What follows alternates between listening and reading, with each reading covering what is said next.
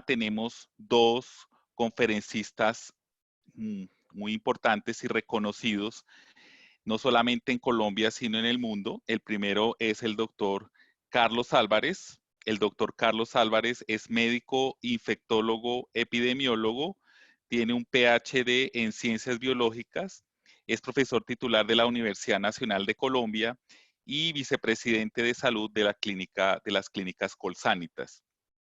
El segundo conferencista oponente es el doctor Cristian Pallares. El doctor Cristian Pallares es médico epidemiólogo. Él es líder y coordinador del Comité de Infecciones y de Vigilancia Epidemiológica del Centro Médico Imbanaco y también es profesor de la Universidad Javeriana y de la Universidad del Bosque de Salud Pública. Entonces, con estos dos conferencistas, pues vamos a abordar el tema. Un comentario, cualquier pregunta, por favor, hacerla, porque la idea es generar, pues, develar todas estas preguntas y generar conceptos clave para que todas las personas que estén en el webinar puedan aplicar estos conceptos en sus sitios de trabajo.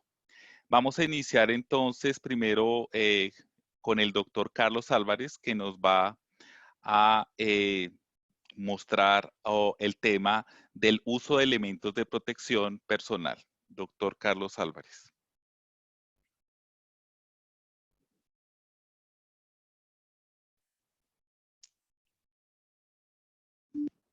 ¿Aló?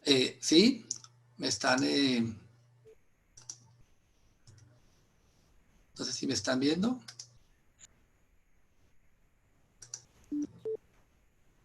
Sí, Carlos, sí. Ok, perdón, que no, hay una pequeña problema con ya un momento con la presentación. Ley de Murphy se alteró justamente en el momento de empezar. Vamos a compartir la pantalla.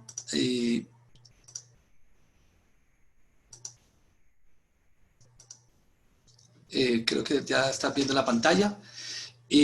Básicamente, primero agradecer este espacio. Creo que es extremadamente útil e importante poder compartir las recomendaciones que se han venido trabajando en el consenso que se ha liderado desde la Asociación Colombiana de Infectología con el Instituto de Tecnologías en Salud, pero más que estas dos instituciones, realmente es un trabajo que ha sido la colaboración de muchas personas que probablemente se queda corto en la presentación de esta diapositiva, incluyendo sociedades como la Asociación Colombiana de Medicina Interna y otras 40, 50 sociedades e instituciones a lo largo del país que han permitido que el fruto de este trabajo realmente sea eso, sea el fruto del trabajo de muchas personas en el cual se han podido aprender mutuamente y además poder en un tiempo récord obtener unas recomendaciones soportadas en evidencia y en la experiencia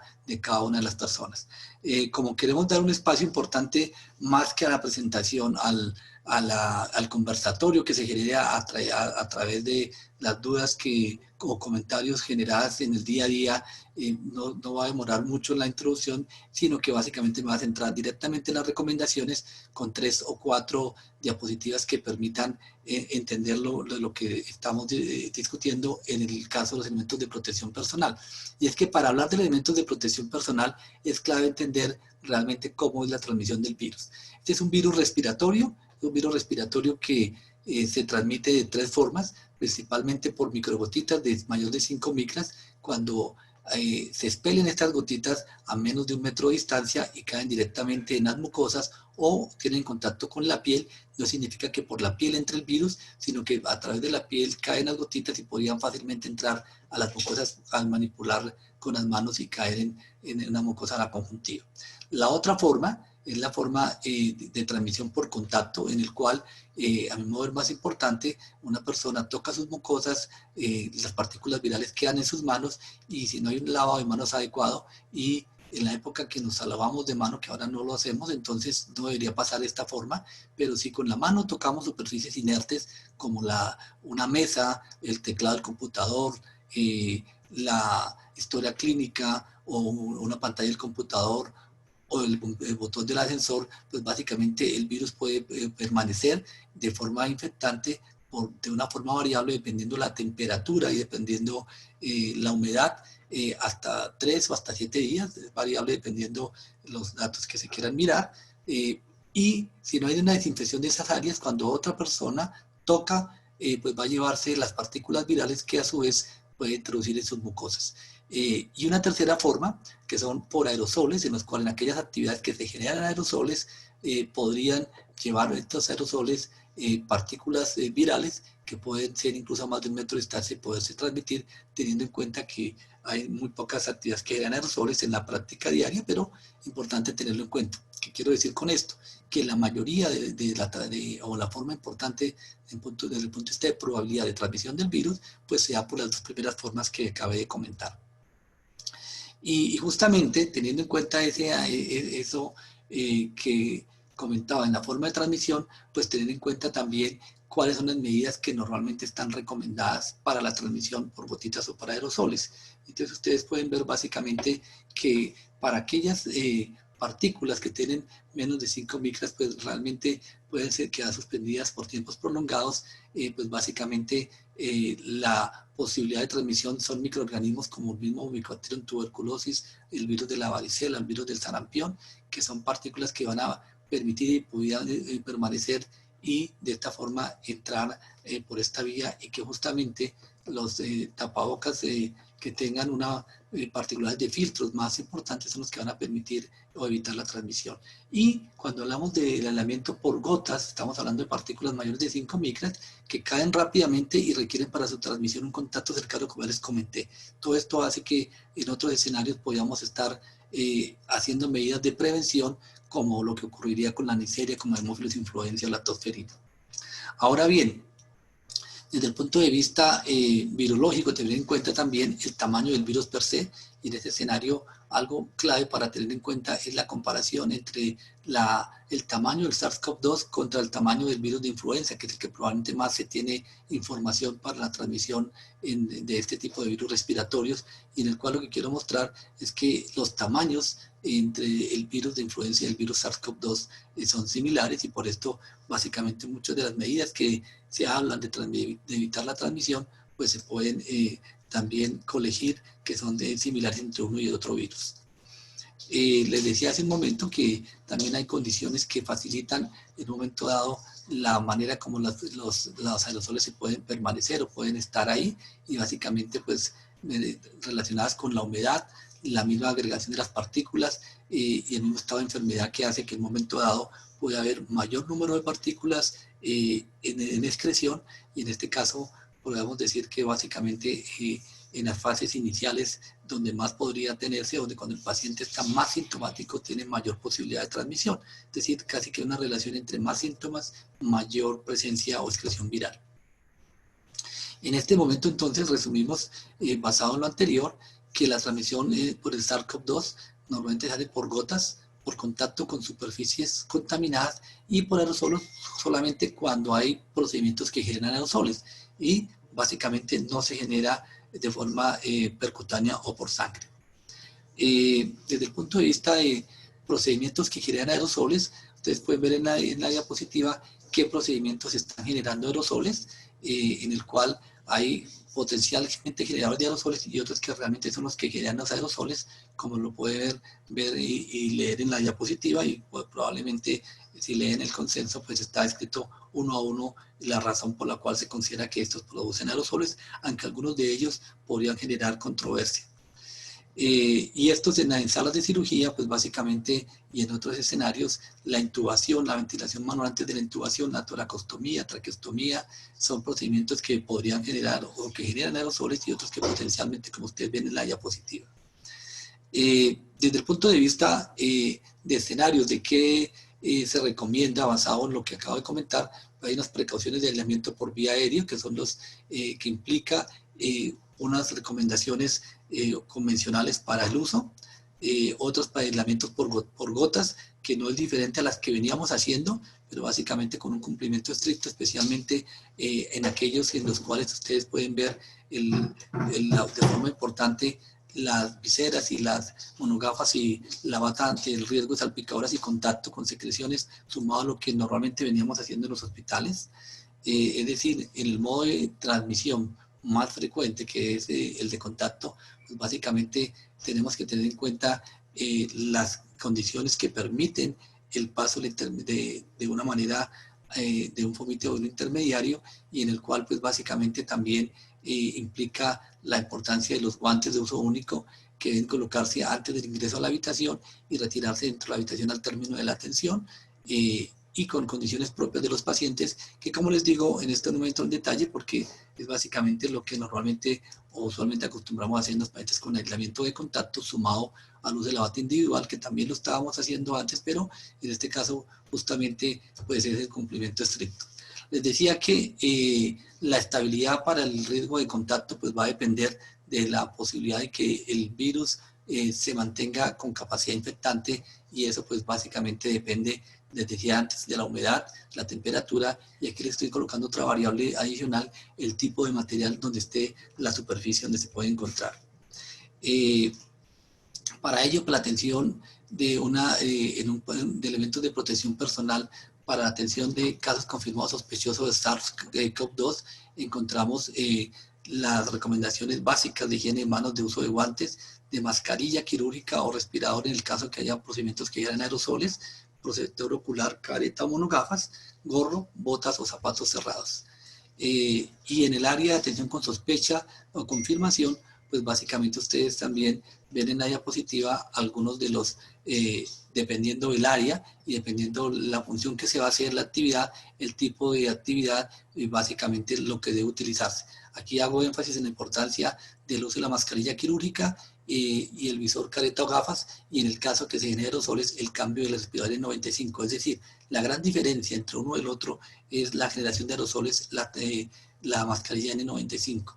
Y dependiendo también en otras actividades en las cuales no se generan aerosoles, pues básicamente no se tiene el contacto directo estrecho con el paciente, pues básicamente el uso de la mascarilla quirúrgica, y eso creo que podemos discutir más adelante en el conversatorio. Básicamente podemos encontrar en esta infografía tomada de la revista y de la publicación las medidas que se deben tener en cuenta para poderlo hacer de forma adecuada. Con respecto a los dispositivos de protección respiratoria, les comentaba pues, que hay diferencias entre la mascarilla quirúrgica, el respirador, máscaras elastoméricas, respiradores potenciados de aire purificante, en el cual pues, hay algunas diferencias basadas en las características técnicas de cada uno de ellas. Probablemente nos hemos vuelto expertos en la N95, pero tengan ustedes en cuenta que hay otras en el mercado que tienen algunas diferencias, dependiendo si tienen la normativa europea o la normativa norteamericana. En el uso extendido y reuso de mascarillas quirúrgicas, también hay unas características en que en este momento no se recomienda el reuso. Sin embargo, algunas condiciones se empieza a recomendar su uso, especialmente cuando hay déficit en la suplencia de estas mascarillas, que esperamos que no lo tengamos nosotros. Igual ocurre con el uso extendido y reuso de batas, en el cual pues básicamente la recomendación importante son el uso de batas antifluido como una manera a tener en cuenta. Que lo pasamos rápidamente. Métodos de desinfección cuando se decide puede hacerse, y hay recomendaciones técnicas de cómo hacer el reuso, pero siempre hacerlo de forma adecuada. Que lo pasamos rápido, no quiero pasar esto, vamos a entrar al detalle acá. Y básicamente aquí es un punto clave, que está soporte de hace tiempo ha mostrado cuál es el riesgo y la ventaja de tener la mascarilla quirúrgica versus el respirador N95, y como les he manifestado durante estos 10 minutos, la ventaja es para la generación de aerosoles. Si no hay aerosoles, probablemente no va a tener la utilidad, la diferencia entre uno y el otro. Un metaanálisis también reciente vuelve a mostrar estas conclusiones, uno más reciente llega a la misma conclusión en que no hay diferencia entre la máscara quirúrgica y el respirador N95. Y básicamente también tener en cuenta que para el ámbito hospitalario el tapabocas de tela no está recomendado. El punto adicional es los sistemas de ventilación hospitalaria, que va a depender realmente de cómo es esta ventilación y cómo se está haciendo, teniendo en cuenta la arquitectura de cada institución. En conclusión, tenemos que el uso de elementos de protección personal disminuye la probabilidad de contagio, claramente. Ten en cuenta que no siempre más EPP es igual a mayor y uso racional de EPPs disminuye la posibilidad de abastecimientos. Siempre guardar distanciamiento social. El contagio en trabajadores de la salud también puede darse en entornos comunitarios y eso es importante y punto clave para la discusión. Creo, Elkin, haber cumplido con los 10 minutos, hablé más rápido del usual, pero es que quisiera dejar el tiempo prudencial para el conversatorio, que es donde quisiera entrar al detalle.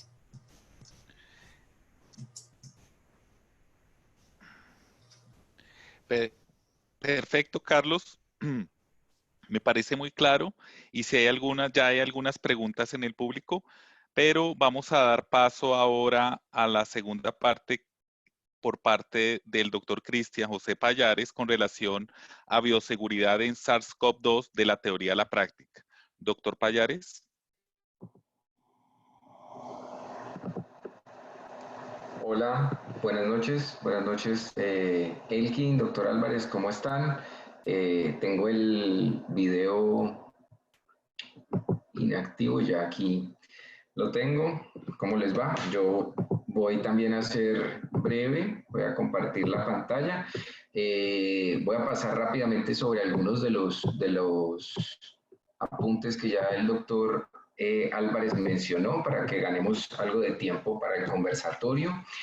Aquí simplemente para hacer un poco de énfasis en lo que el doctor Álvarez mencionaba, en superficies inanimadas, este nuevo coronavirus puede sobrevivir días y llamó mucho la atención sobre todo en las mascarillas quirúrgicas que bajo una temperatura entre 21 y 23 grados centígrados a una humedad relativa de 40% puede sobrevivir el SARS-CoV-2 hasta 7 días en una mascarilla quirúrgica. Eso porque algunas personas están muy obsesionadas con el tema del uso constante de la mascarilla y la mascarilla debe usarse de una manera muy racional y de una manera muy juiciosa. Los seres humanos nos tocamos la cara entre 25 a 500 veces al día.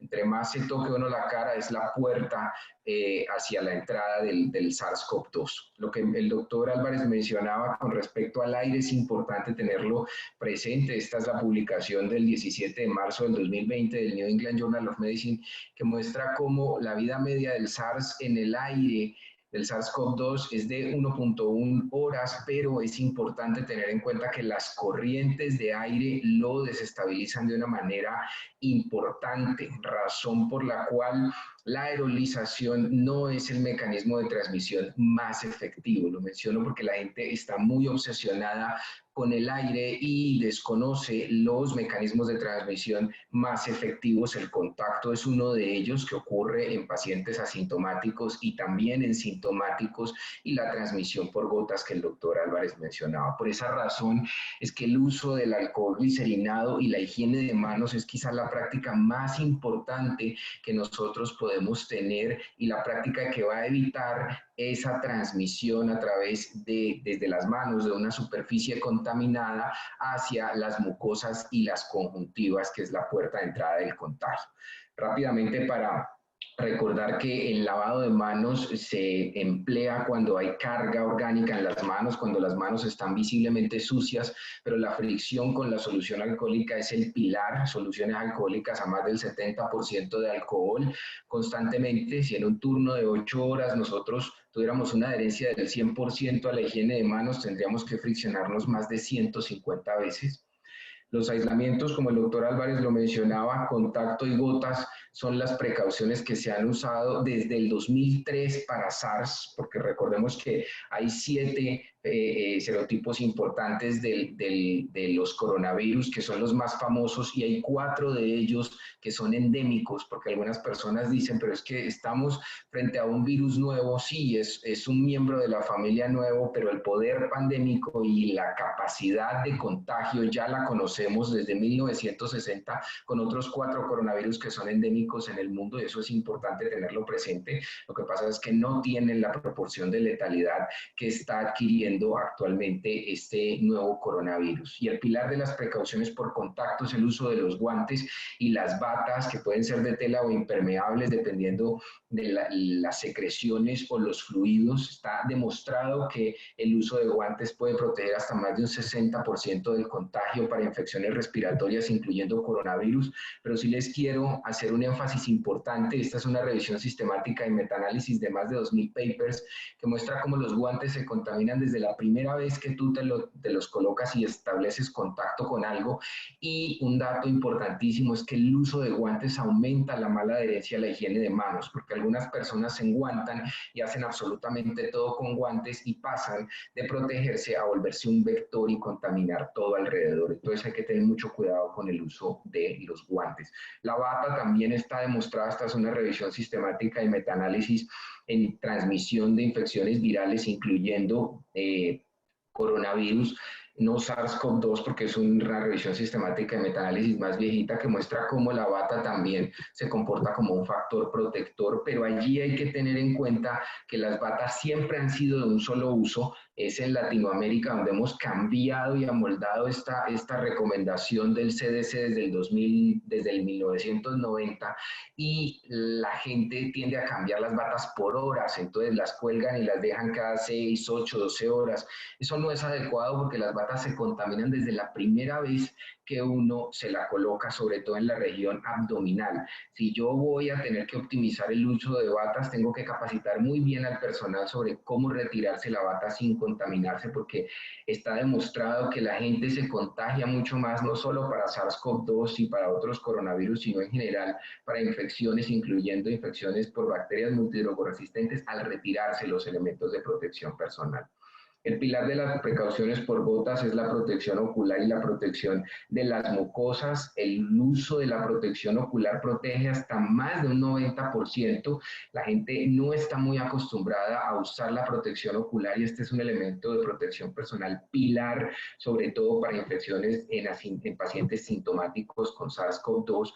Y la mascarilla es el otro punto importante. Ahora en la discusión lo podemos mencionar mucho más, la mascarilla quirúrgica como el pilar de las precauciones por gotas y la mascarilla de alta eficiencia en el caso de generación de aerosoles. Pero ojo, el aislamiento del coronavirus no es aislamiento por vía aérea, razón por la cual yo no debo usar una mascarilla de alta eficiencia N95 siempre. Esta revisión sistemática de metaanálisis de Clinical Infectious Disease del 2017 me parece muy importante porque es en SARS-CoV-1, que es de la misma familia del SARS-CoV-2 de los coronavirus, y ellos demuestran cómo de todo lo que había publicado hasta ese momento en la literatura, las mascarillas quirúrgicas y las N95 se comportaban como un factor protector para evitar el contagio en trabajadores de la salud. Estos son estudios en trabajadores de la salud. Y este es uno que salió hace menos de un mes, una revisión sistemática de metaanálisis de ensayos clínicos controlados que muestra cómo no hay diferencias entre el uso de uno y la otra para la atención en general de un paciente contagiado por coronavirus. En aerosoles, donde la evidencia igual no es muy fuerte, el riesgo más plausible está en algunos procedimientos que están relacionados con la vía aérea y la generación de aerosoles. El doctor Álvarez lo mostró en una diapositiva. Muchos de estos procedimientos son donde realmente existe el riesgo de aerosoles. Ojo, respirar no es generar aerosoles. Hay una cantidad de procedimientos que la gente ahora está manejando como generadores de aerosoles que en realidad no lo son. Y es en los procedimientos generadores de aerosoles donde la evidencia apunta que las N95 son una mejor opción. Esta es una de la evidencia más fuerte, 2 ensayos clínicos controlados con más de 3.500 trabajadores de la salud que muestran cómo el uso de la mascarilla de alta eficiencia N95 en procedimientos que generen aerosoles es mejor, pero no rutinariamente para el cuidado del paciente, y hay bastante evidencia que muestra por qué no se debe usar todo el tiempo una N95. Estos son algunos de los estudios más importantes que tienen que ver con coronavirus, pero hay evidencia con tuberculosis también, con varicela y con sarampión, y es que porque las mascarillas son tan difíciles de tolerar, están mucho más asociadas a problemas de seguridad y salud en el trabajo como cansancio, dolor de cabeza y el mal uso que ha incrementado en las personas que la usan continuamente el riesgo de contagiarse. Esto está documentado, tiene suficiente evidencia científica. Lo menciono porque la gente está popularizando el uso de la mascarilla de alta eficiencia N95 en todos los escenarios clínicos y no clínicos, y es un elemento de protección personal que hay que utilizar con cuidado. El doctor Álvarez ya mencionó mucho de esto, existe diferente normatividad, los europeos no avalan las mascarillas N95 no porque sean malas, sino porque tienen una norma distinta, la norma europea es diferente y las KN95, que son de los asiáticos, tienen una norma distinta. Importante tener en cuenta que si bien las partículas, el virus del SARS-CoV-2, mucha gente cuestiona que las N95 realmente puedan funcionar porque filtran al 95%, recordemos que el movimiento del virus en el aire, que es un movimiento browniano, está perfectamente organizado para encajar en el entramado de poliuretano de las mascarillas, que inclusive desde un 84% de filtración podrían funcionar, o sea que una N95 perfectamente va a filtrar.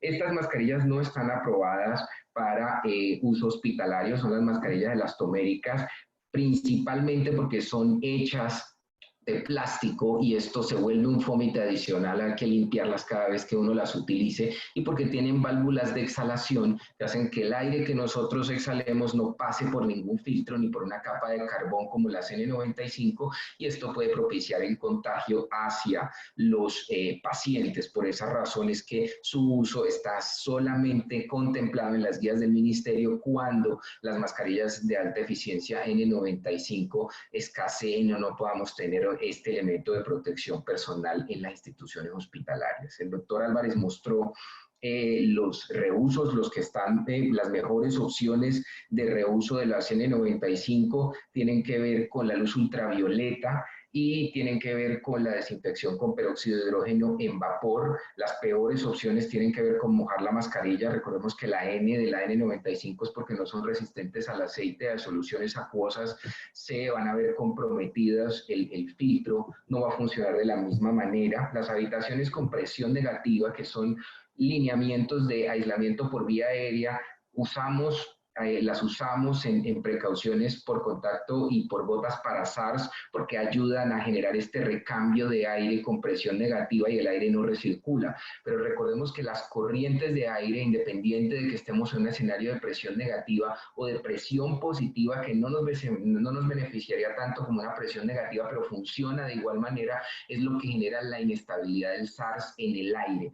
O sea que la corriente de aire es fundamental. Si uno no tiene una habitación de presión negativa, contra una habitación con ventanas, abrirlas y generar una corriente de aire, para SARS tendría más que suficiente. Los equipos de protección individual, ya para finalizar, es importante tener en cuenta que fueron avalados desde 1980 para riesgo químico y el único protocolo que da unos lineamientos efectivos de estos equipos de protección individual, de estos overoles que la gente se coloca y que los asiáticos popularizaron mucho en sus videos, está para ébola. Para protocolos de SARS, los overoles no tienen un protocolo específico y se hacen muchas modificaciones importantes.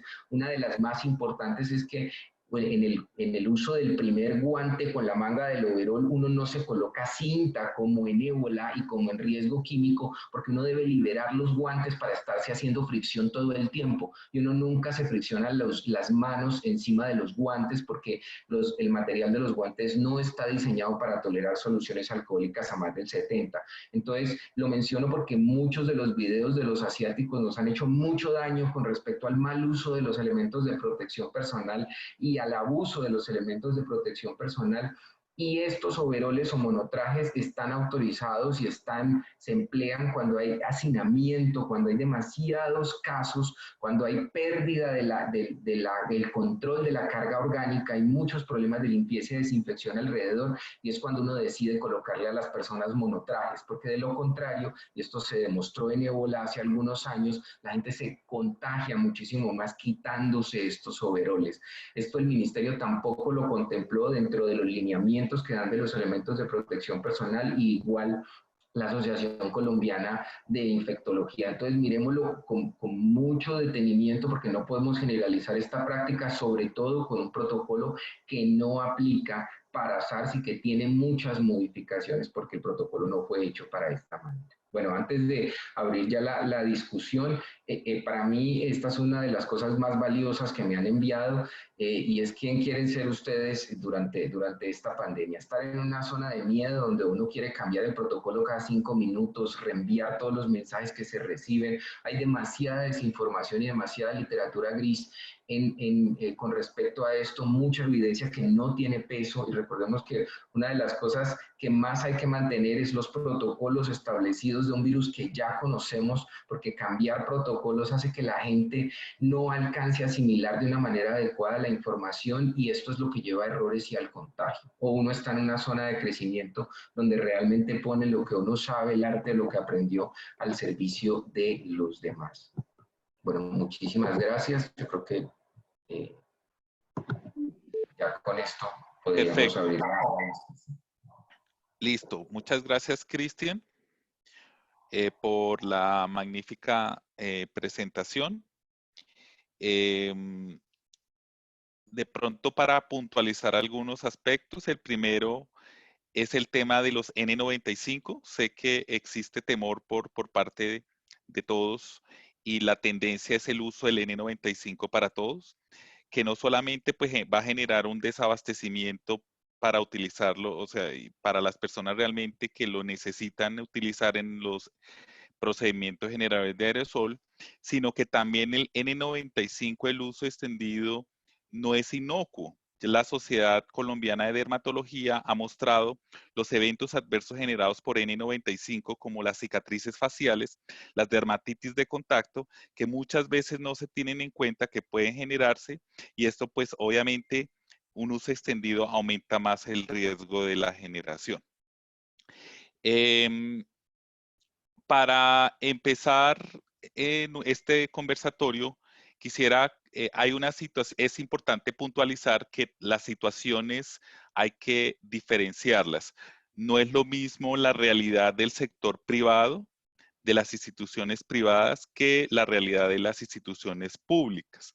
En general, las instituciones públicas se manejan como en el escenario que menciona la Organización Mundial de la Salud en general, que no hay muchos recursos disponibles y que a veces cuando se tienen los recursos o se tiene el dinero, pues se tiene todo ese proceso administrativo de licitatorio que demora mucho la obtención de los recursos al interior de las instituciones. Entonces, realmente se vive en general en un aspecto que es de no tener recursos. Un aspecto que se ve comúnmente es el tema de los pacientes probables, en los cuales se tamiza basado en los criterios del consenso de la Asociación Colombiana de Infectología y el paciente requiere hospitalización. Se le toma la prueba y es bien sabido que el resultado de la prueba puede demorar a veces hasta 14 días para llegar a la institución prestadora de salud. Desafortunadamente es así. Inicialmente las instituciones trataron de ubicar a los pacientes en habitación individual como lo recomiendan los protocolos. Sin embargo, ya es una cantidad tan grande de pacientes que las instituciones están colapsando y muchas de ellas han tenido que utilizar también esa recomendación de la Organización Mundial de la Salud de la cohortización de pacientes probables, dos si tienen más de 2 metros en una misma habitación. La pregunta aquí es, ¿cómo es el manejo de los elementos de protección en esta cohorte de pacientes que son probables? Porque pues aquí en los pacientes probables que en una habitación pueden haber dos, uno puede ser positivo, el otro puede ser negativo y como mencionan los ponentes, uno de los riesgos de transmisión es a través del contacto. Entonces, ¿cuál es la recomendación del uso de elementos de protección en esta realidad que viven las instituciones, algunas de las instituciones?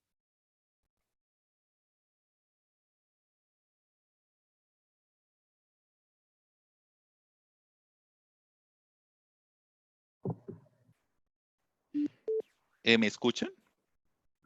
Hola, sí. Sí, listo. Bueno, sí es muy importante tener en cuenta los contextos, porque efectivamente las realidades de nuestras instituciones hospitalarias todas son diferentes. Si yo voy a tener dos pacientes sospechosos juntos respecto al uso de elementos de protección personal, hay que tener en cuenta que lo ideal para el trabajador de la salud es que una vez atienda al paciente, si yo tengo dos pacientes a 1,5 metros de distancia en un mismo sitio y estoy pensando en que tengo una situación de hacinamiento, yo debo tratar al máximo de no estarme cambiando de elementos de protección personal. La gente se contagia cuando se quita y se coloca los elementos de protección personal. Es una situación complicada porque tú tienes dos pacientes sospechosos, uno puede ser positivo, el otro puede que no sea positivo.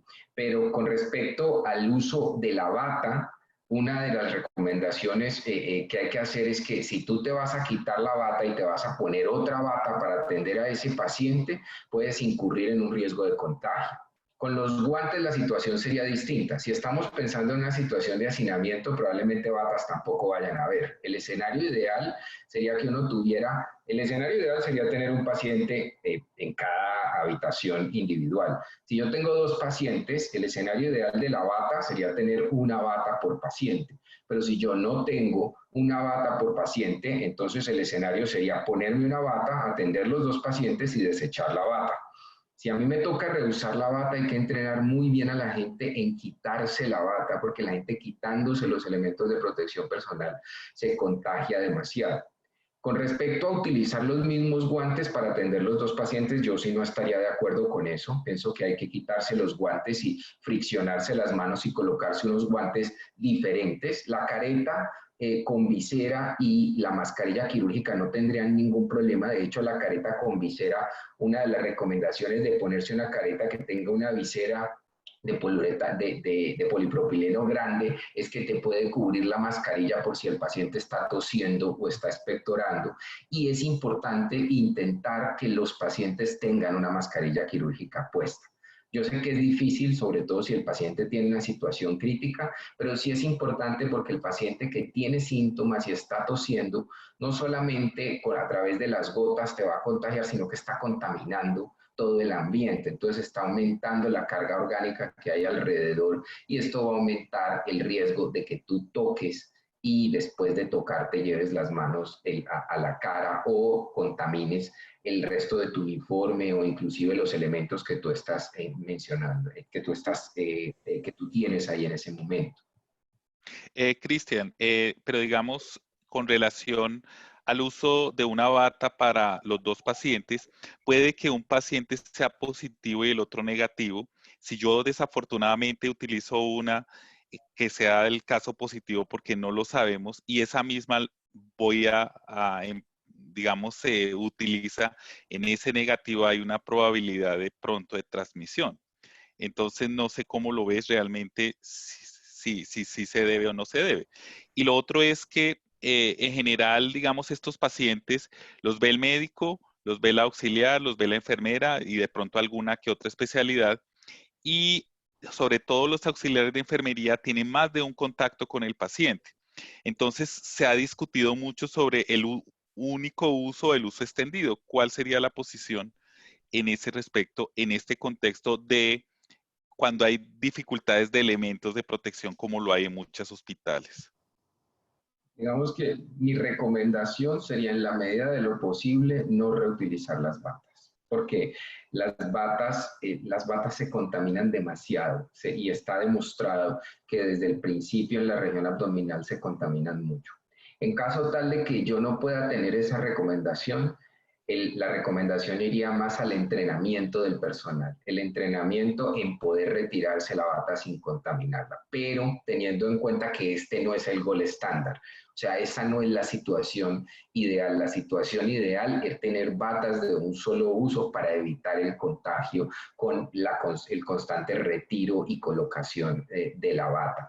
Pero si eso no es posible, si yo no lo puedo hacer, Entonces hay que entrenar muy bien a la gente en cómo retirarse la bata, cómo no tocar la bata desde la parte de atrás sin tocar la parte de adelante, friccionándose con alcohol glicerinado antes y después de retirarse la bata, para que la gente no se contamine muchísimo más. Y en la secuencia del retiro de elementos de protección personal, recordarle siempre a la gente que los guantes se quitan primero y uno después se fricciona. Si tú te quitas la bata enguantado, estás contaminándote el uniforme y contaminando muchísimo más la bata. Quiere decir que quien se la coloque después se va a contaminar porque ya la bata está contaminada en esta parte. Uno lo primero que se quita son los guantes y se fricciona inmediatamente las manos para que con unas manos limpias pueda uno quitarse la parte de atrás de la bata y no contaminársela a la persona que llegue. Lo otro es que si yo tengo que reutilizar las batas, yo debo tener percheros para poder colgarlas, porque de lo contrario, si yo simplemente enrollo la bata y la dejo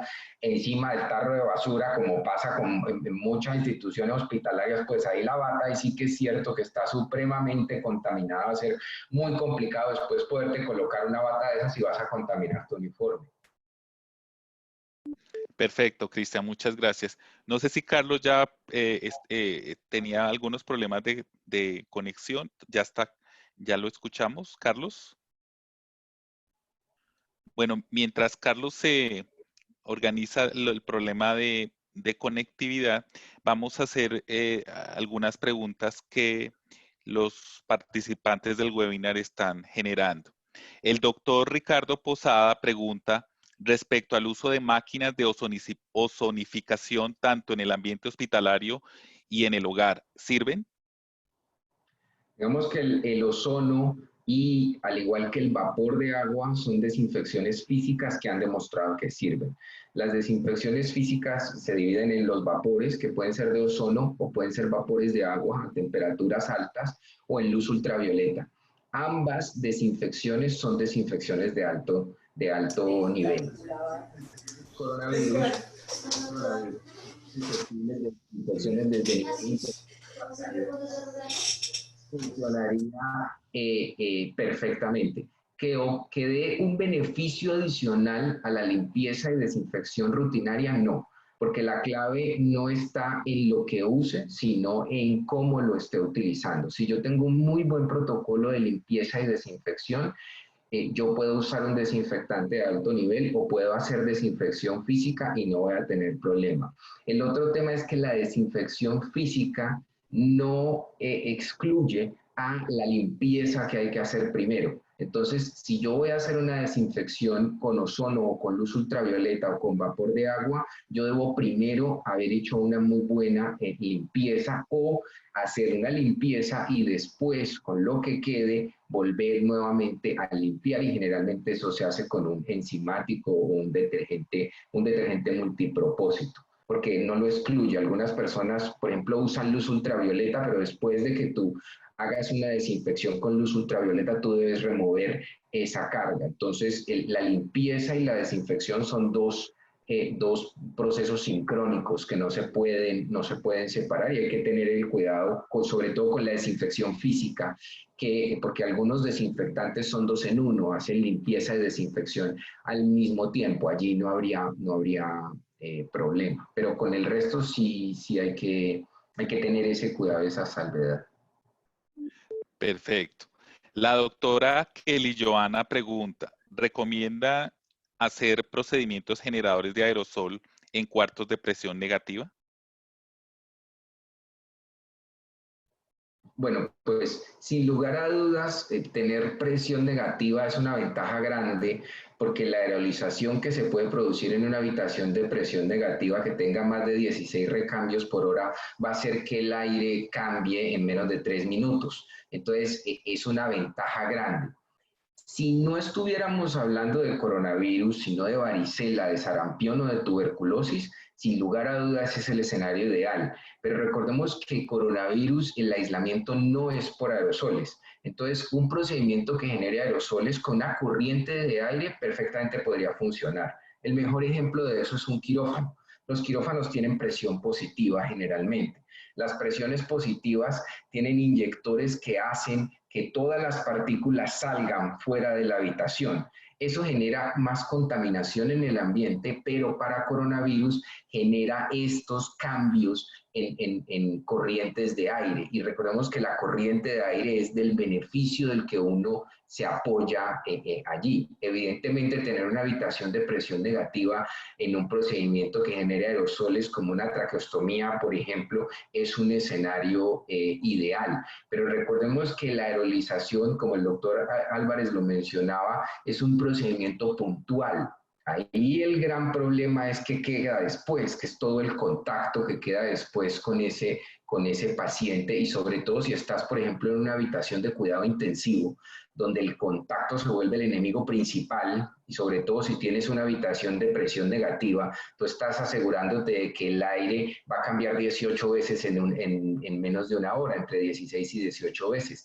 Pero el contacto que se ha generado porque alguien enguantado tocó otras cosas, las cosas del paciente, es lo que va a estar allí latente, y es donde la sobrevida del coronavirus es de varias horas o días.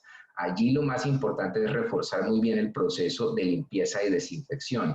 Recordemos que la aerolización es un momento, pero la limpieza y desinfección va a hacer que la carga orgánica que se pueda acumular allí, pues esté todo el tiempo baja, y eso disminuye las probabilidades del contagio. Perfecto. ¿Alguna consideración, Carlos, en esa pregunta?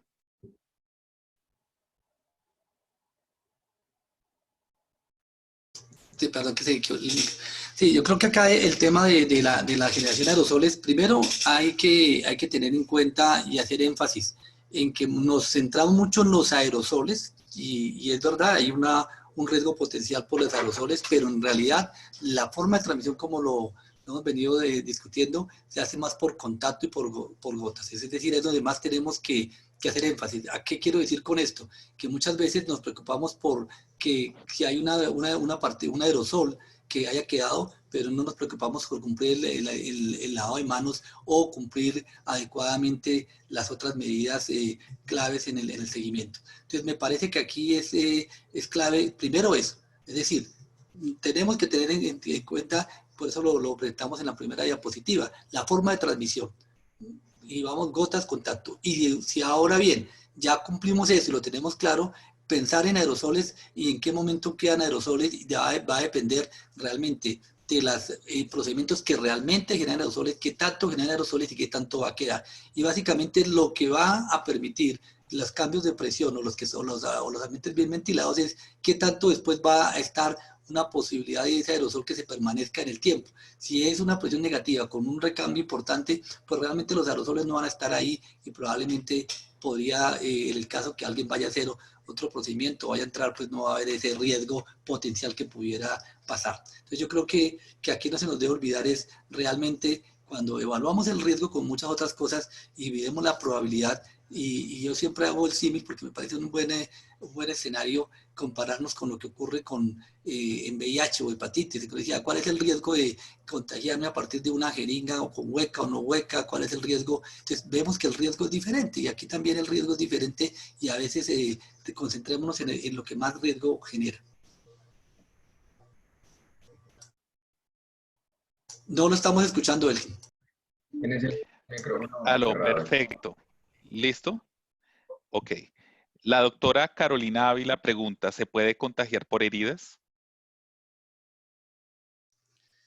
Nos hacen preguntas difíciles. En general, diríamos que la forma de transmisión, pues no es la forma, no es la piel ni percutáneo, pero si hay una herida, y diríamos que todo potencialmente podría plantear. Es decir, si uno lo ve, si hay una viremia, si está en la fase virémica, encuentra partículas virales en la sangre y justo me cae sangre y tengo una herida, pues también hipotéticamente yo diría que habría varios factores y que podría plantearse que biológicamente sí es posible. Que sea la forma importante de la que tenemos que preocuparnos, pues no, creo que no es la forma de tener en cuenta, porque adicionalmente recuerden que las células no solamente es tener el virus, sí, o no solamente que pueda entrar, sino para que entre a la célula que tenga receptores, y en este caso que tenga receptores ACE2, que son los que realmente permiten el virus. Si no hay células que tengan los receptores, pues probablemente no va a ser la forma de transmisión. Entonces, por eso la vía respiratoria es importante, porque justamente por esta vía es donde tenemos células que tienen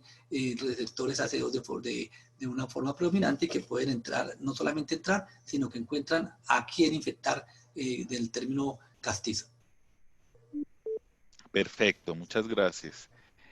La doctora Liliana Lozano pregunta, ¿es común que el personal de salud tome meriendas? ¿Qué nos pueden recomendar al respecto? Que las tomen solos. Yo creo que aquí el punto importante es, y teníamos una publicidad que usted sacamos nosotros en la clínica ayer, en que resume gran parte de ese comentario, y es que en este momento tenemos que tomar café solos para poder mañana tomar café acompañados.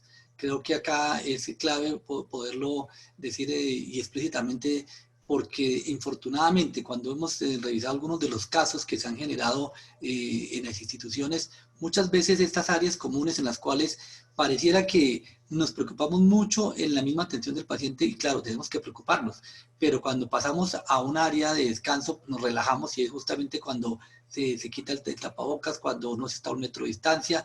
Muchos de nuestros sitios de tomar tinto no son los sitios mejor ventilados del mundo, entonces justamente a veces se permite la transmisión más fácilmente, y ahí es donde más tenemos que tener cuidado. Creo que ahora es clave ese planteamiento. Hoy la Asociación Colombiana de Infectología, o ayer, sacó unos lineamientos, unas recomendaciones de cuál debe ser el comportamiento de los profesionales de la salud, no solamente en la atención del paciente, sino en los ámbitos hospitalarios, fuera de la atención del paciente, y adicionalmente para el transporte y para su casa, que creo que son 3 puntos importantes. Recordemos que en este momento de pandemia nos podemos contagiar en la casa, en el vecindario, en la tienda del barrio, en el transporte, y obviamente en los hospitales y en la clínica. Y a veces donde menos tenemos cuidado es donde más puede hacer la infección. Entonces, resumiendo esta pregunta de la merienda, sí, yo creo que nos toca por un tiempo comer solos. Una estrategia, por ejemplo, sencilla que implementamos es las cafeterías no tienen sino una sola silla. Desafortunadamente no podemos permitir que haya dos personas sentadas en la misma silla por ahora. Cristian, ¿tiene alguna consideración? Sí, no, totalmente de acuerdo. Yo creo que a veces somos muy permisivos en el comportamiento que tenemos los mismos trabajadores de la salud entre nosotros, en los sitios donde descansamos, en los sitios donde comemos, hay que recordar que el distanciamiento social ha sido la mejor estrategia para evitar la propagación. Y también importante tener en cuenta que la infección por coronavirus no solamente se va a presentar a nivel intrahospitalario. O sea, el coronavirus no está circunscrito a las instituciones hospitalarias. De hecho, afuera podemos tener muchos mayores reservorios en sitios donde no se haga una buena limpieza de desinfección, o teniendo en cuenta comportamientos que hacen las personas, como utilizar guantes, reusar guantes todo el tiempo, usar una mascarilla quirúrgica de una manera inapropiada, estarse tocando la cara constantemente. Entonces, quizá las probabilidades inclusive podrían ser más altas por fuera de una institución hospitalaria que dentro mismo del hospital, y eso es importante tenerlo presente. Sí, yo aprovecho, hoy el quien es el día, usted lo sabe muy bien, es el día del 5 de mayo, el día del lavado de manos, y Lavado creo de que es manos. importante que justamente, así como se ha recomendado siempre el lavado de manos para la famosa frase OMS, lávese las manos, salve vidas, que parece una frase de cajón, pero justamente creo que esa frase de cajón toma mucho más importancia en este momento, por lo que plantea Cristian. Incluso a veces empezamos a ver gente que utiliza guantes, y pensando que el guante no evita que se lave las manos. Y creo que a veces nos da una falsa sensación de seguridad, no solamente en la calle, sino también en los hospitales. Estamos viendo que hay mayor frecuencia de guantes, o incluso doble o triple guante, y se piensa que esa es la manera que se puede evitar, y tenemos que tener en cuenta que no, y nosotros, cada uno en sus hospitales y clínicas, por favor, hay que enfatizar en lo esencial. Perfecto, muchas gracias por el comentario.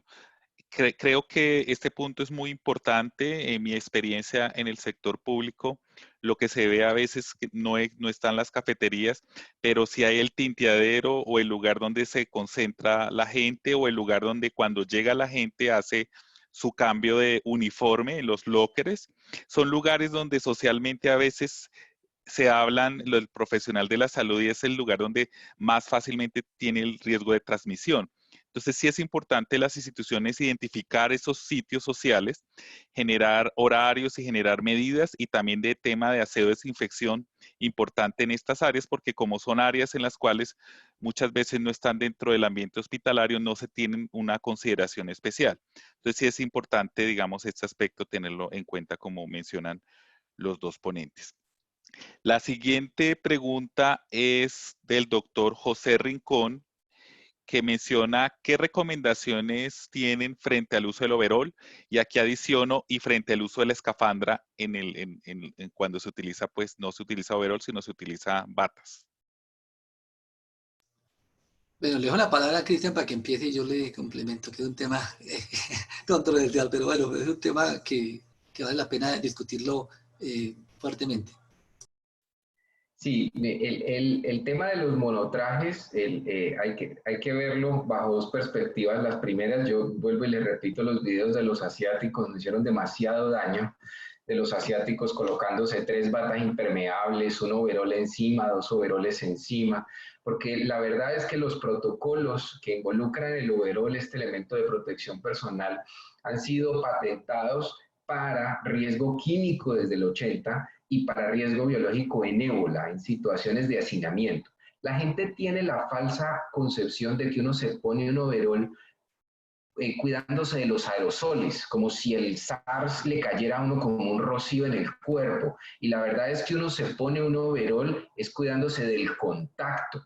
Este elemento de protección personal adicional a las precauciones especiales se usa precisamente cuando la carga orgánica es difícil de controlar, una situación de hacinamiento extremo, mucho riesgo de secreciones o fluidos que puedan contaminarte partes del uniforme que la bata no cubre, porque en realidad el monotraje, el overol, no es una cosa más que una bata antifluido gigantesca que te cubre todo. Hay un punto importante y es que si tú haces procedimientos en los cuales tu careta con visor y la bata deja espacios en el cuello, espacios en la cara, el monotraje le sirve a uno porque lo cubre, digamos que llega acá, tiene una capucha y cubre absolutamente todo.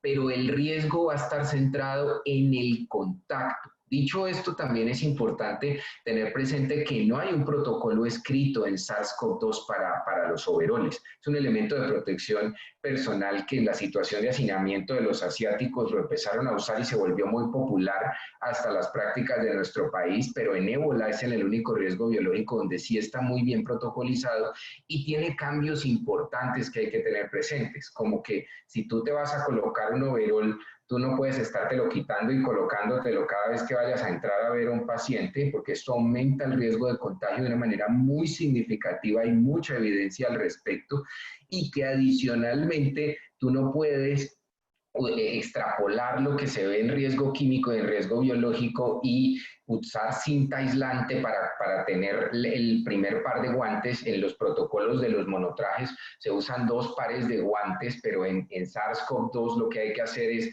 no amarrar las manos con la cinta porque estás evitando hacerte fricción, o sea que tú tienes que tener tus manos libres para estártelas friccionando, que es una diferencia importante. Y la segunda es que el monotraje es una segunda piel, o sea que esto no excluye el uso de la bata. Si te vas a poner un overol de estos, tienes que ponerte una bata para la atención del paciente y es una bata de un solo uso que hay que quitársela.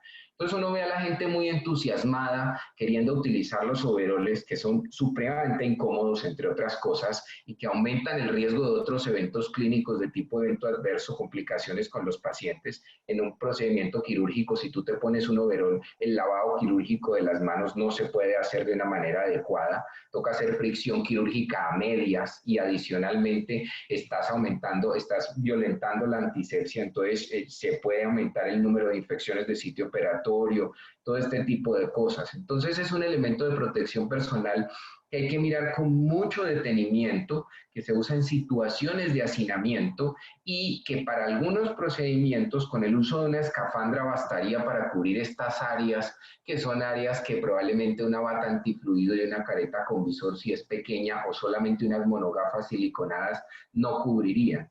Pero no lo podemos incluir como un elemento de protección personal estricto en los protocolos de los usos de los aislamientos, porque no lo es, porque nunca lo ha sido y porque adicionalmente tiene más desventajas que ventajas en los escenarios clínicos. Desventajas que tienen que ver con la inexperiencia de la gente, con el riesgo de contagio y con la falsa sensación de protección que puede dar en un escenario clínico.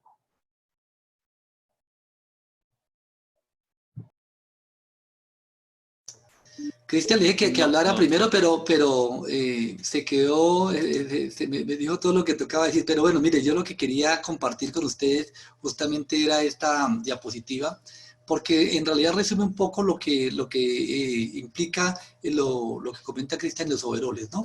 Esta diapositiva que es del Twitter del doctor David Rincón, un anestesiólogo, en el cual muestra que, y me parece que resume este punto, los elementos de protección deben ser igual para todo el mundo. No es de tener más no, y tener lo que es, no, ni más ni menos. Y lo tercero, que es lo que quiero resaltar acá, más no siempre es mejor, y probablemente a veces muestra que entre poder hacer más o pensar que tenemos más, lo que terminamos haciendo es olvidar lo esencial. Terminamos teniendo más incomodidad, más calor, más peso, difícil comunicación, difícil visión, y probablemente este tipo de medidas, pues lo que puede hacer es dificultar la atención. Ya para los que les gusta la evidencia, también hay una ventaja en que la actualización de Cochrane de elementos de protección personal de la semana pasada, pues ya dio una recomendación con soporte científico, en el cual lo que comenta Cristian, pues alguien ya lo midió, y lo midió diciendo que justamente los overoles no están indicados, y que probablemente para SARS-CoV-2 puede tener más riesgo que beneficio. Entonces, en resumen, completamente de acuerdo con Cristian en que creo que es una falsa sensación de seguridad, y que nos puede llevar a todo lo que usted ve en la diapositiva, sopesar un beneficio que no es real, y de pronto sí un riesgo en la misma atención. Creo que el punto es muy importante, y sí habría que hacer pues una recomendación, como alguna aclaración, porque en ningún documento ni el ministerio ni la asociación hablan del tema del overall, y sí otras asociaciones como Asociación de Emergenciólogos o de Medicina de Urgencias o el Grupo de Gestión de Riesgo en Desastres consideran o mencionan el tema de los overoles. Entonces ha generado esto mucho ruido. Entonces mucha gente piensa que es seguro cuando no lo es, y lo usan, pero no hay como un lineamiento claro, que sería importante, digamos, que todo el mundo tuviera la misma información. No, yo creo que sí lo hay. Yo creo que la misma posición de la Organización Mundial de la Salud y las mismas guías en las que hemos trabajado desde ACINI y con el ministerio, pues está claro que no se está recomendando. El problema es que a veces no está recomendando significa en que probablemente, o sea, no está claro, no está explícito que no se recomienda su uso, y al no estar explícito que no se recomienda su uso, pues da la potestad de que podría utilizarse. Pero creo que ese es el escenario. Pero me parece que, como les planteo a los que han tenido dificultades en sus instituciones, realmente revisar el análisis de Cochrane, que puede ayudar a una toma de decisión de una forma mucho más soportada, si lo queremos decir de esa manera. Pero los que han empezado a utilizar overoles en ciertos sitios, y ojalá en Bucaramanga o Cali o en Cúcuta, pues empiezan a darse cuenta de qué implica tener un overol a 40 grados por una horita. Perfecto. La doctora Ana Oyola pregunta: ¿qué tan funcional es para el personal de salud la máscara media cara 6200 con filtros P100, y qué medidas se deben tomar para su reutilización?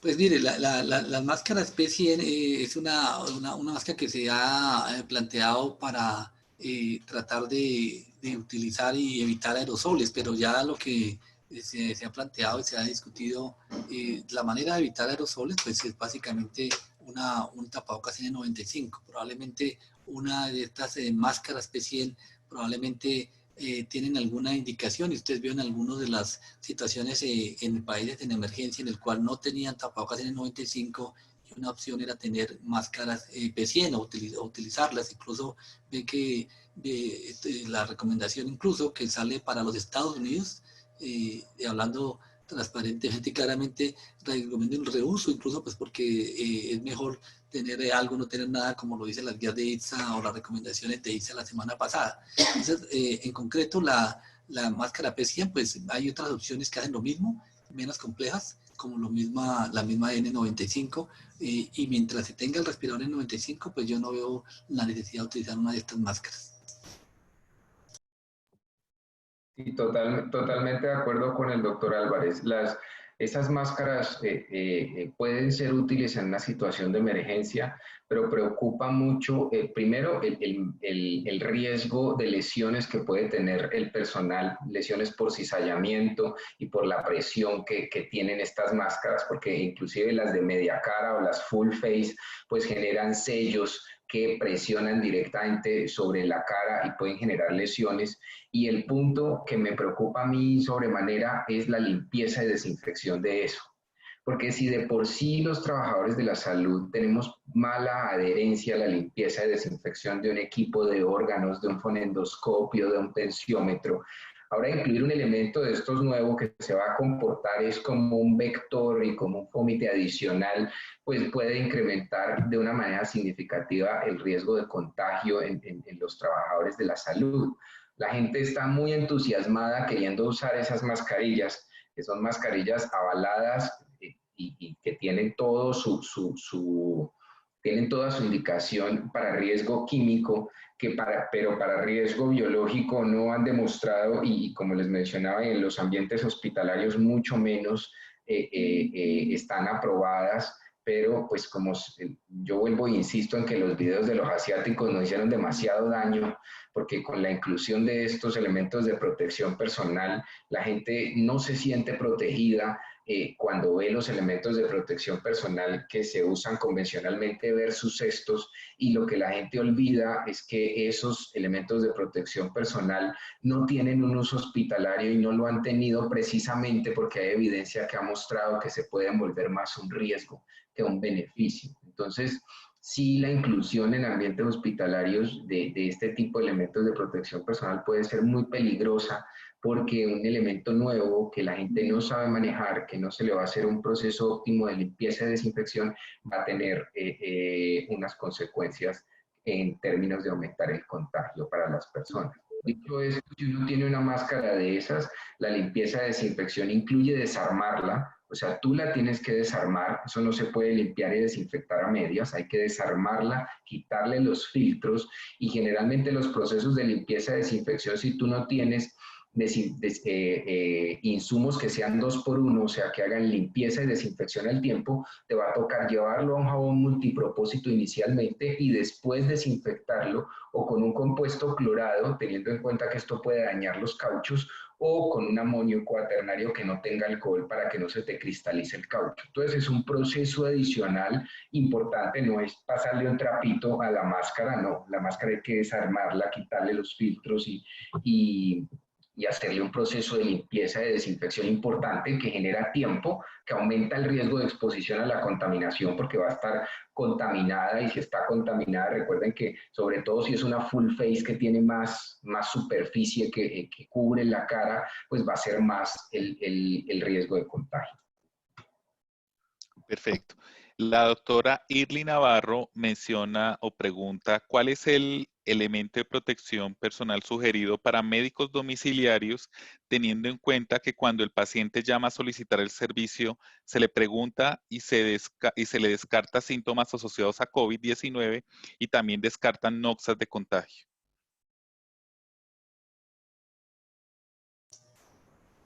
Sí, digamos que hay un tema importante en que cuando se hace el primer tamizaje justamente es lo que dice la doctora, es preguntarle a un paciente si tiene síntomas y probablemente si tiene un síntoma, no tiene síntomas respiratorios, probablemente la posibilidad disminuye. Sin embargo, tener en cuenta, y aprovecho para recordar que en el COVID-19 pues es un espectro de enfermedad en el cual predominan los síntomas respiratorios, pero no todos los pacientes COVID-19 tienen síntomas respiratorios.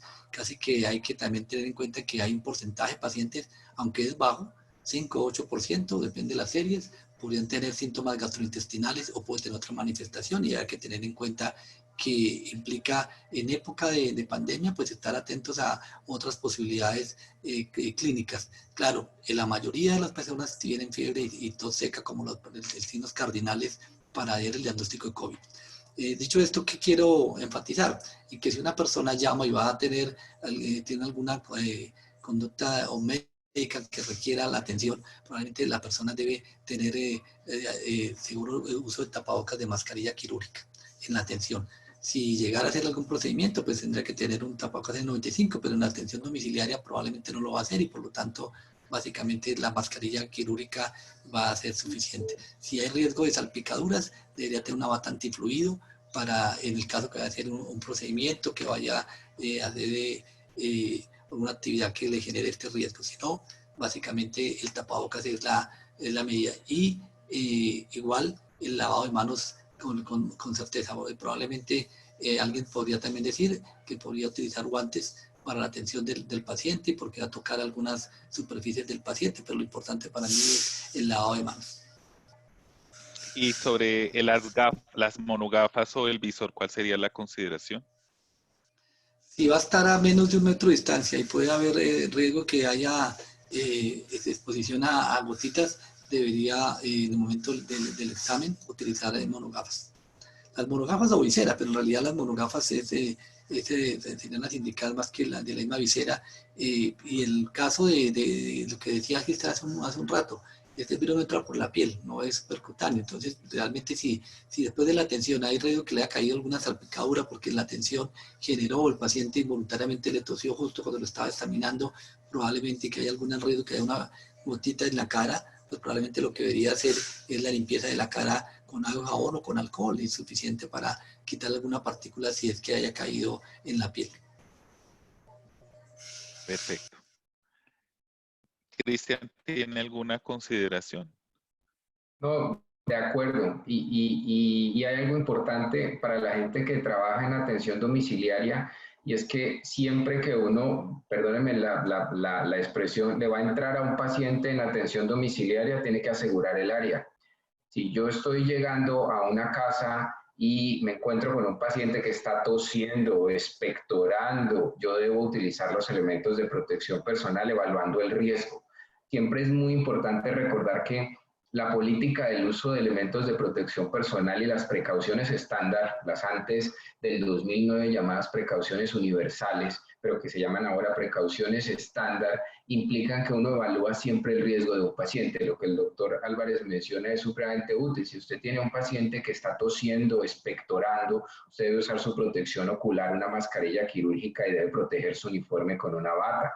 Si va a hacer algún procedimiento, pues usted va a cambiar el elemento de protección personal dependiendo del tipo de atención que requiera el paciente. Recordemos que los protocolos del uso de elementos de protección personal y el gran giro, que ha sido el único giro grande que le ha dado el CDC y algunas de las cosas de los lineamientos de la OMS desde el año 2009, es que uno individualiza al paciente para identificar el riesgo y de acuerdo al riesgo usa el elemento de protección personal para cada una de estas ocasiones. Entonces uno no se puede ir a una visita de atención domiciliaria sin sus elementos de protección personal porque tú no sabes cuál es el riesgo que vayas a tener enfrente del paciente y hay que asegurar el área cuando uno va a entrarle a un paciente de estos y para un examen físico prever el riesgo y de acuerdo al riesgo usar el elemento de protección personal. Dicho esto, no se va uno a poner todos los elementos de protección personal para atender a un paciente porque eso es precisamente lo que no se debe hacer. Uno debe usar el elemento de protección personal dependiendo del riesgo que uno pueda tener con su paciente. Perfecto. Vamos a hacer un par de preguntas y terminamos porque ya nos hemos pasado el tiempo propuesto. dentro de lo que menciona el doctor John y la doctora Marcela Parra es con relación a consulta externa. ¿Cuál sería la consideración de los usos de los elementos en este escenario?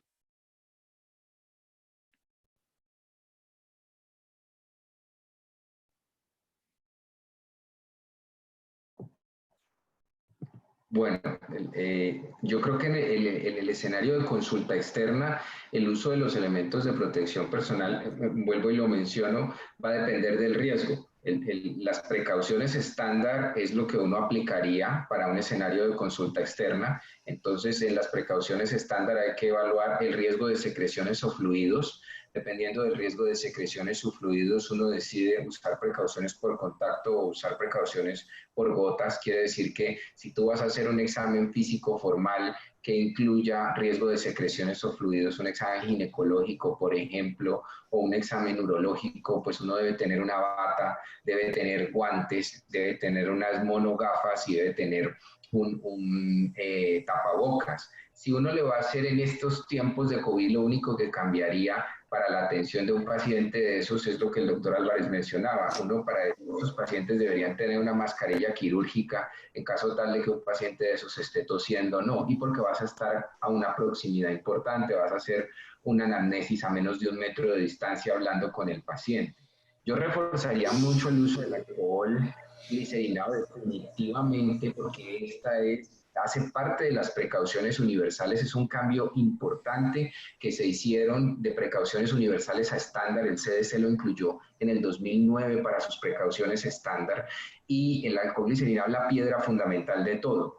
Entonces, se haría mucho énfasis en el alcohol glicerinado y dependiendo del examen que se le vaya a hacer a un paciente, de acuerdo a eso usarías los elementos de protección personal en la consulta externa por el riesgo de secreciones o fluidos, la protección ocular o de las mucosas, el uso de la bata y el uso de los guantes. Y el único cambio adicional en temas de la anamnesis sería la mascarilla quirúrgica para el paciente y la mascarilla quirúrgica para uno por la proximidad a la que vas a estar en el paciente para la anamnesis y para el examen físico, pues que digamos, es algo que cambia en este momento de que consulta externa te puede llegar alguien tosiendo, que tú no te des cuenta, sino ya cuando escuches que el paciente está tosiendo. Entonces, en la medida de lo posible, eso ayudaría mucho a evitar el riesgo o el incremento de contagio con este uso de este elemento de protección personal. Pero los riesgos de los pacientes hay que individualizarlos dependiendo del momento del examen físico, del tipo del examen físico, del procedimiento que tú vayas a hacer, porque esa es la base del uso de elementos de protección personal y de las precauciones estándar. Recordemos que esto no es una cosa nueva. Lo que pasa es que los que hemos trabajado en infecciones somos muy incisivos y muy obsesionados con el tema, pero las precauciones estándar están desde hace mucho tiempo. ¿Ya? A uno le llama mucho la atención en tiempos de COVID que los oftalmólogos nunca hayan usado gafas de protección para hacer un examen oftalmológico, si vas a estar muy cerca del paciente. Que un otorrino nunca haya usado una careta con visera si le vas a hacer un examen a la vía aérea del paciente. Ese tipo de elementos de protección personal que siempre debieron haberse usado pre-COVID, post-COVID, inter-COVID, en todos los momentos, porque los elementos de protección personal son hechos es para nosotros, los trabajadores de la salud, y para disminuir el riesgo de contagio entre nosotros, los trabajadores de la salud, cuando estamos frente a un paciente. No son hechos para los pacientes, son hechos para el trabajador de la salud. Perfecto. Carlos, ¿tiene alguna consideración? Sí, yo creo que en la tablita que le recomiendo, le invito a bajar el documento completo del consenso de las diferentes sociedades científicas, y en el cual pueden encontrar cada uno de los escenarios posibles y de acuerdo, como lo plantea Cristian, de acuerdo al tipo de actividades que se van a hacer, cuáles son los elementos que se recomiendan en cada espacio, en el pasillo, en el laboratorio, en el consultorio de consulta externa, en una sala de pequeños procedimientos. Pero y básicamente con esa evaluación del riesgo, pues no va a ser más ni menos, como lo comentaba hace un rato, sino justamente lo necesario en cada uno de los escenarios. Y tener en cuenta siempre lo que mostramos al comienzo, cómo se transmite el virus. No se nos debe olvidar eso, porque de ahí depende cuál es la forma como debemos reaccionar. Perfecto. La última pregunta, y me disculpo con todo, porque hay bastantes preguntas, hay más de 50, pero esta es la última pregunta. Combino la pregunta del doctor Alfonso Cuartas y la pregunta del doctor Germán Esparza, cual saludo. ¿Qué opinión tiene sobre las mascarillas de neopreno? Y Germán Esparza pregunta su opinión respecto al mal uso de tapabocas y guantes de látex.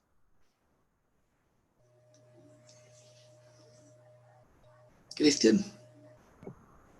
Bueno, yo voy a empezar por la pregunta de Germán, que es una pregunta que es sin lugar a duda el caballo de batalla de todos los que hemos estado muy metidos en esto, y es esa ansiedad que le genera a uno ver a la gente enguantada y con mascarillas quirúrgicas todo el tiempo. Sin lugar a dudas, los guantes por fuera del escenario con un paciente están totalmente contraindicados. O sea, no hay peor conducta en el mal uso de un elemento de protección personal que enguantarse. Porque si tú te enguantas, una vez que sales de la casa enguantado, empiezas a tocar todo y como les mostraba, los guantes se contaminan hasta en un 66% desde la primera vez. Y el otro gran problema es que tú enguantado no vas a poder usar el alcohol.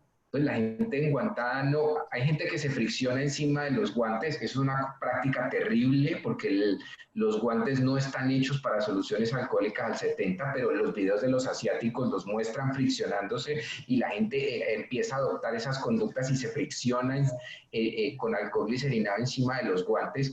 Los guantes, los guantes tienen poros que el alcohol empieza a dilatar, o sea que se vuelve peor, se vuelve más superficie de contacto para agarrar muchísimo más microorganismos. Y ojo, no solo COVID, o sea, no olvidemos el resto de la microbiología que siempre ha estado ahí, pero no es tan famosa como el SARS-CoV-2 en este momento.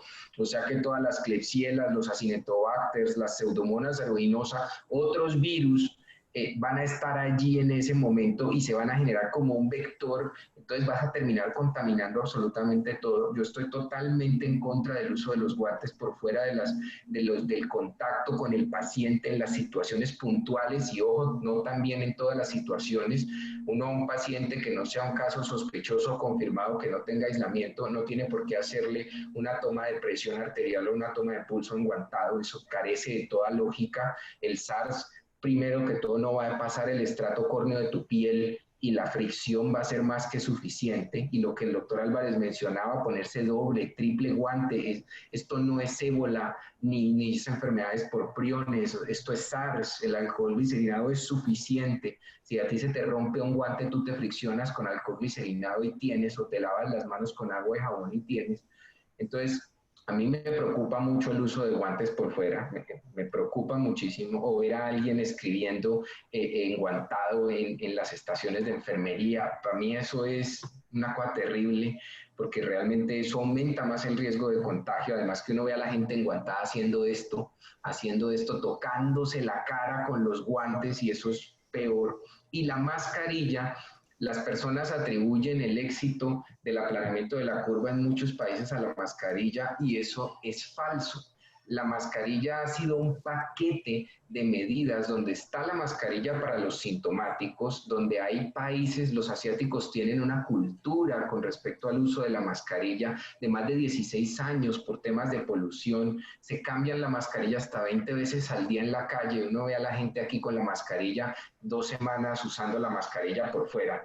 Que es una cosa tenaz, sobre todo por lo que se ha encontrado de cuánto puede vivir el SARS en una mascarilla quirúrgica y en sitios como con una temperatura y una humedad similar a la en la que estoy yo, por ejemplo, aquí en Cali, pues perfectamente puede durarte una semana el SARS en una mascarilla quirúrgica. Entonces, el uso inadecuado, el mal uso, la gente que se pone las mascarillas aquí como barbero, que se las colocan acá, que se las quitan y se las toca y se las mueven todo el tiempo, eso incrementa sin lugar a dudas el riesgo de contagio.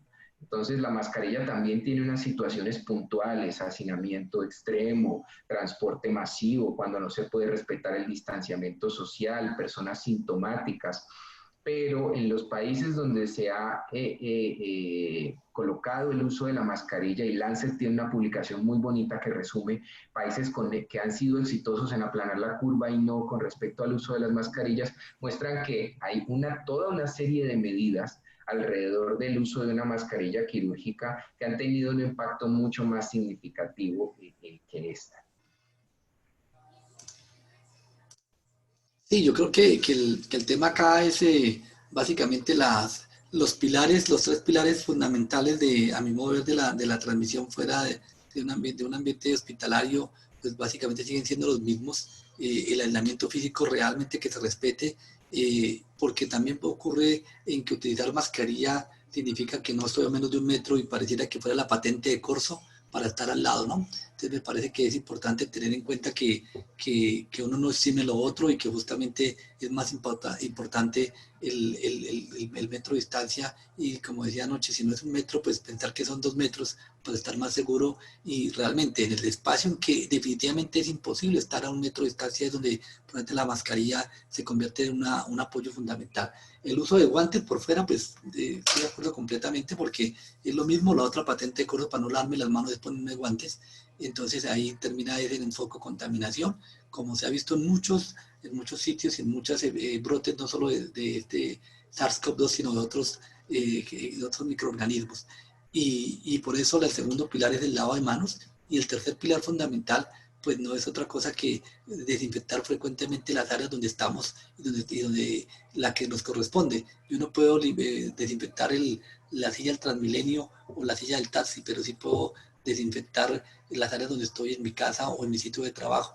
Y sí puedo lavarme las manos una vez salgo de un sitio donde potencialmente esté contaminado.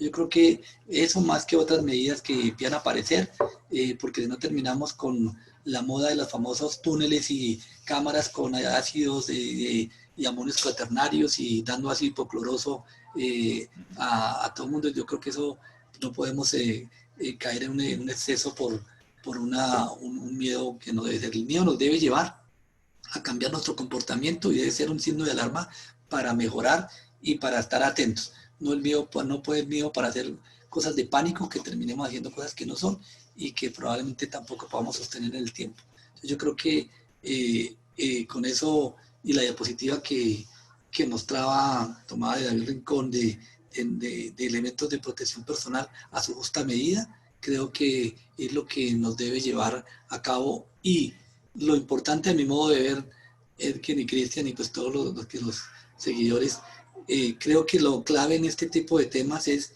que ya tenemos el conocimiento, pero ahora tenemos que ese conocimiento sea efectivo para cambiar nuestro comportamiento, que a veces es lo que no es tan fácil.